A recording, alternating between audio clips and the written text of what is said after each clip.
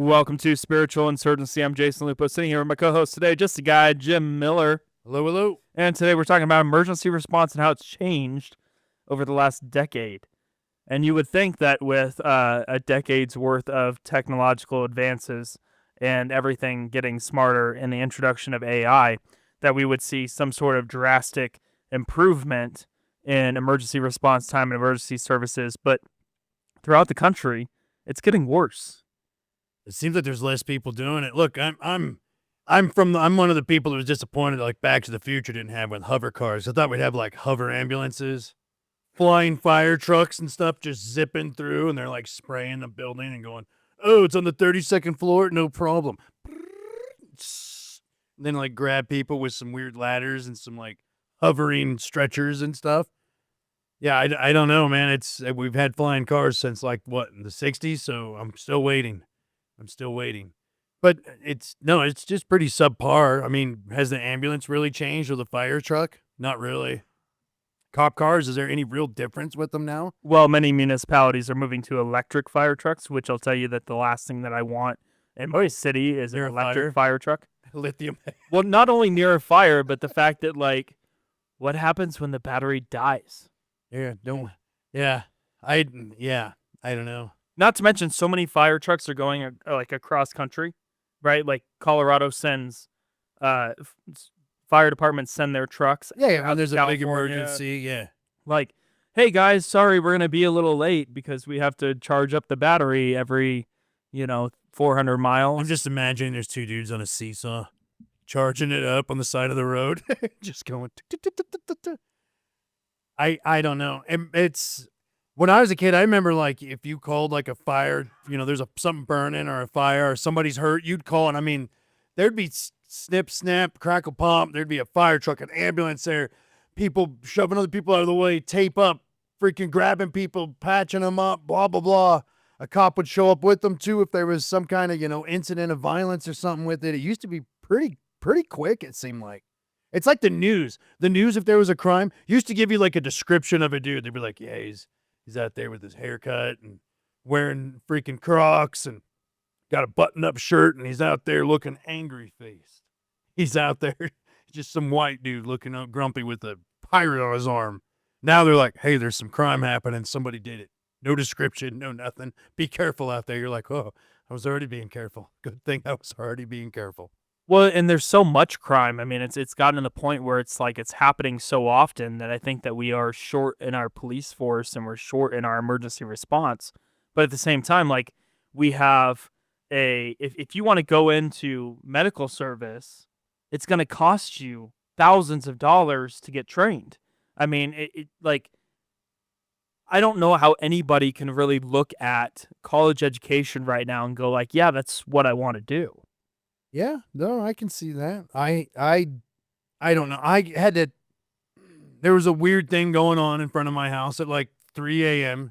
Some dude was on something. I didn't know. He triggered the cameras, the security stuff, bumping into my fence, bumping into everybody else's fences on down the block. And I'm like, what the heck? So I thought maybe he's just a drunk guy at first. So I don't know. I put my clothes on, go out there, yada, yada. I bring a bottle of water in case. I'm like, hey, you need me to call a Lyft or an Uber for you?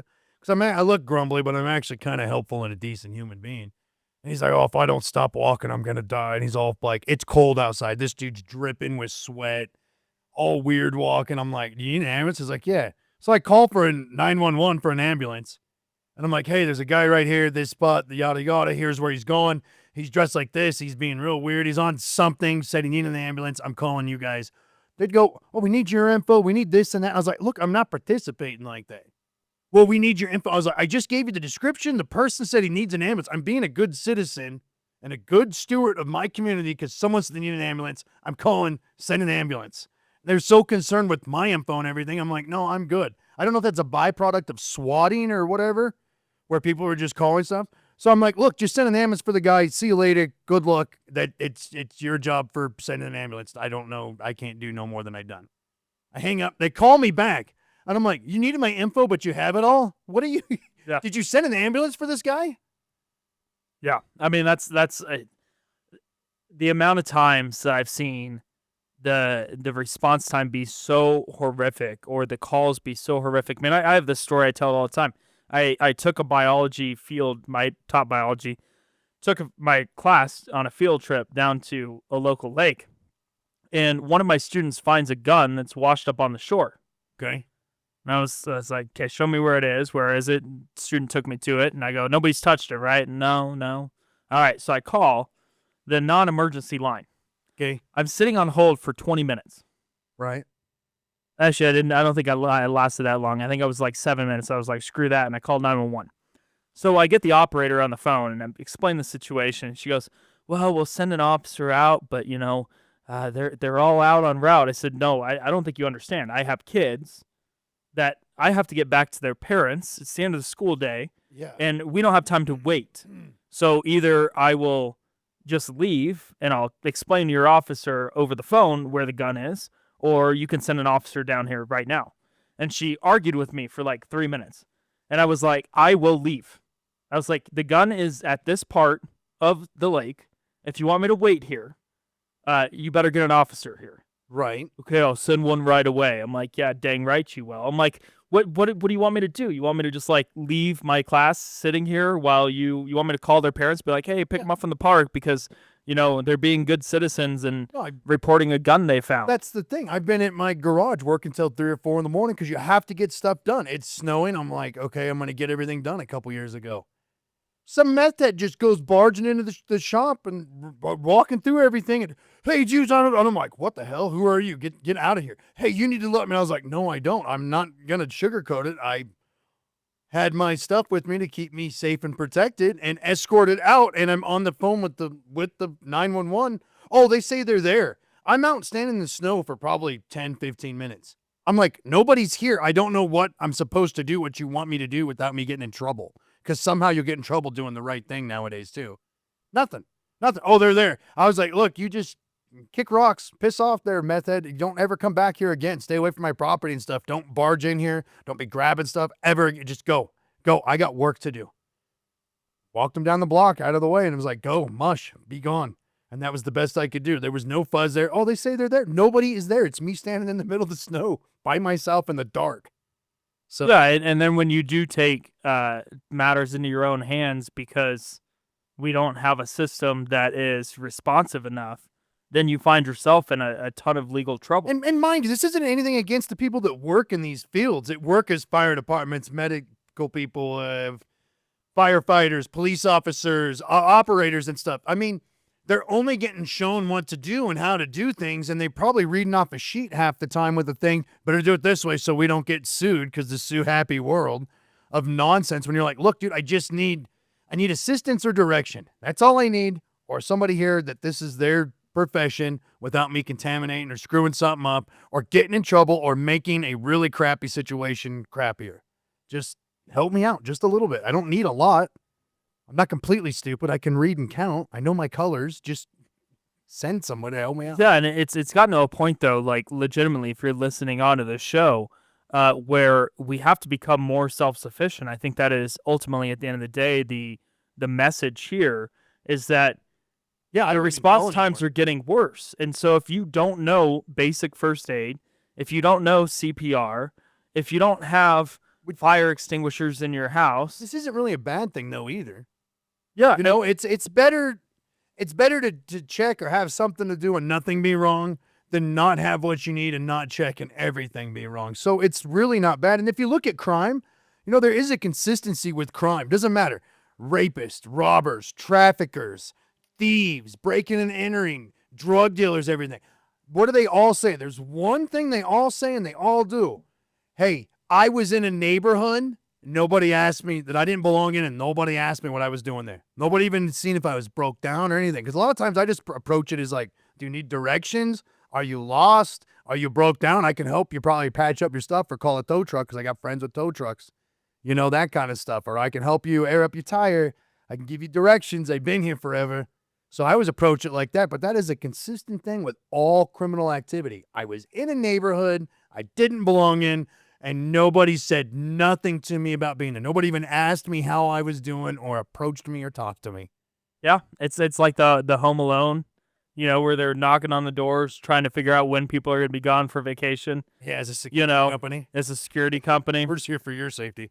Yeah, but there's so much of it that we've become so reliant on the government to take care of our problems, and here we have a growing situation where we have to become self-reliant again, and if we don't become self-reliant, it could end in some pretty disastrous times. Yeah, it's not a bad thing though. Being a little prepared and a little bit on board with that, it does also kind of enforce your sovereignty, your personal authority, your private property rights, and your rights as a person for, safety and sovereignty and your liberties. It's actually not bad. It's actually a good thing if you really think about it in the big picture, because it will make more people more secure and be able to handle bad situations when they arise and not panic and freak out and go, where's the cop? So yeah, well, and if we can stop with the petty nonsense, right, where we have cops being dispatched to stupid stuff, Oh, that would help too. my So elbow feels funny. I called the cops. yeah, if you're a Karen out there calling cops on little kids with lemonade stands, I mean, shame on you, but you're wasting taxpayer resources. You know what? They need to start doing that stuff they used to do. If you called the cops and it was some nonsense and a real crime happens, I think it's still a law. It used to be a law like everywhere. You're liable for the incident and the damages and people being hurt if you called or falsified a police report or called on some crap that there should be no cop about or lied about any of it. If you called an emergency thing and there's no emergency and you're lying and over exaggerating or being extra about something that's not that important, that could be a conversation and handled yourself. They used to hold people liable and make them pay for the damages to whatever crime happened, whoever got hurt, the car accident and stuff, somebody died or expired. They would sue them and stuff, and they'd have to pay for the cop cars coming out, the law enforcement, the vehicles, the emergency stuff, all that. So it'd be like hundreds of thousands of dollars and stuff of just like equipment and gear and stuff that the people have to pay if they did a false police report. Yeah, I mean, there definitely should be some sort of punishment for those that are. I think it's still in the SWAT books. They aliens. just need Yeah. to enforce some of that stuff. Well, I think you're going to have a hard time enforcing some of that, to be honest with you, in today's culture, but there definitely needs to be something, Yeah. right? There needs to be some sort of consequence for people that don't understand when emergency services are needed Are you and are putting it taking, in? Yeah. yeah, they're taking emergency personnel away from others, Yeah. you know?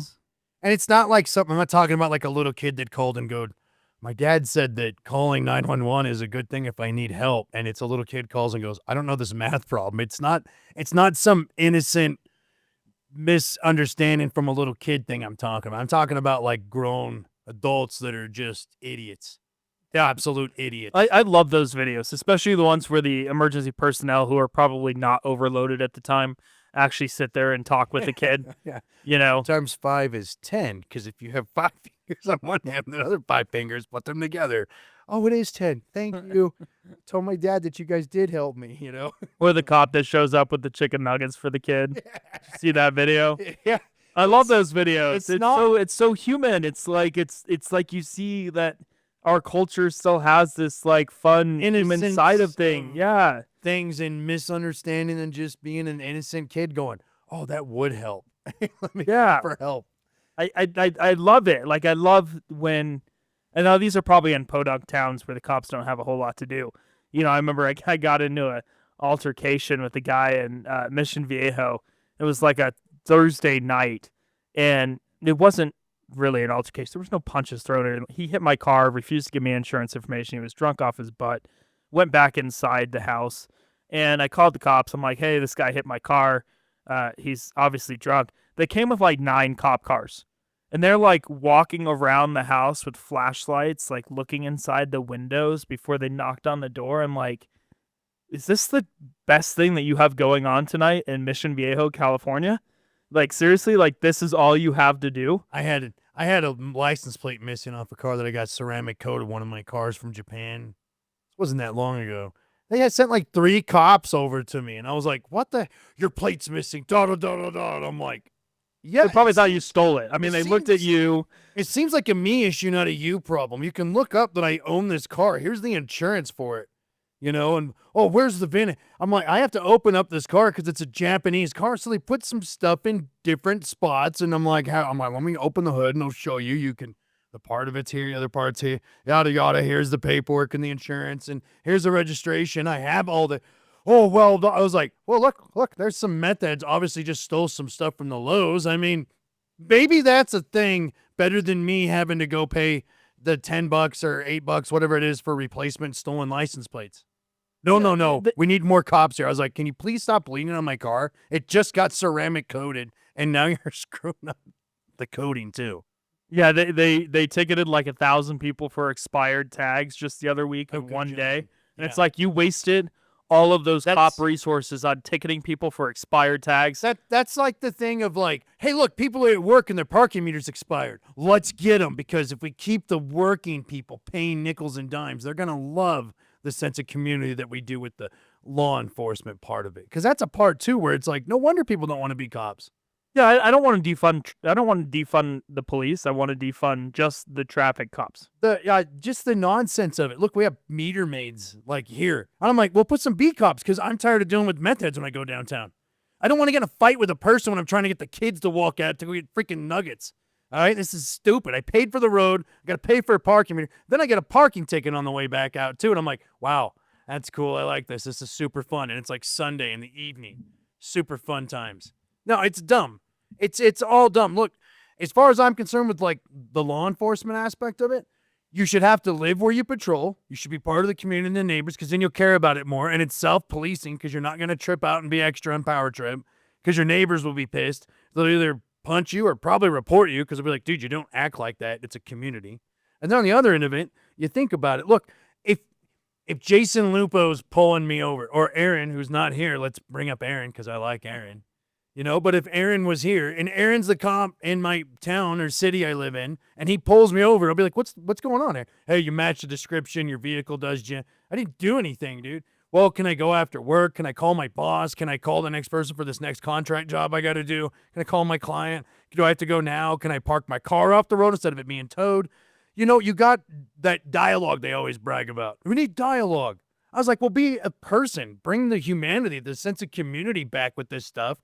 And I want to see beat cops too, not meter maids. I want beat cops, man. But I'm going to be more receptive if my neighbor pulls me over and going, hey, man, even if we don't get along, we're going to be like, well, can I call? Can I park it here? Can I drive down after work? What do I need to do? You know where I live. Yeah, there's, back when you used to drive neighborhoods, and there used to be the local sheriff or the local policeman that had their police car in their driveway. Yeah. Like they weren't hiding it either. And, part of that with the modern era is that defund the police and all this extra nonsense where you're like, what, dude? Not all cops is bad. Because I'm the one person that'll tell you, look, not all cops are good or bad. Not all ex-cons are good or bad. Not all veterans are good or bad. And not all felons are good and bad. It's the individual and the person. Do they care? Are they trying to be a good person? The title and the profession never have anything to do with the character of the individual. Ever, ever, ever. Yeah, it's what Lord Acton said, power tends to corrupt, but absolute power corrupts absolutely. And I think that in some places we've given cops absolute power, and that has led to these power trips and this corruption that exists. Same with politicians. I mean, when you allow politicians to go unchecked, you give them absolute power. Oh, you get on the politician. They're going to do whatever they want. I remember when people used to get elected. They'd be like, here's your new representatives. You're like, okay. And they talk about each person, yada, yada, yada one. And they're this and that party. And they're about, these three main things, blah, blah, blah. Now they go, here's your leaders. And you're like, my what? Leading me where? I wouldn't trust these people to lead me out of a wet paper bag, for crying out loud. This dude has an IQ of 2. Listen to him. He's dumb. He's just reading off a sheet. You got nothing about him. Yeah, and we have this idea that we need to elect politicians to have this like wealth of political experience. I don't want any of that. I want my politicians to have zero political experience. I want my politicians to have business experience, to have real world experience. It just sounds like efficiency of corruption and taking things and stealing. Yeah, efficiency of corruption. That's the only thing that they're efficient at. Yeah. The one time they are efficient. Is that a fur coat? Is that for me? Is this my stuff? Well, thank you. I'm glad I voted for whatever you wanted built or done. Thanks for funding my campaign. I'm efficiently corrupt. Filthy. I almost got one in there, didn't I? You almost got one in there. Yeah. All right. Well, this is Spiritual Insurgency. Join us every day. Join us tomorrow. Have a great day. God bless. Remember, if you want it better, be better.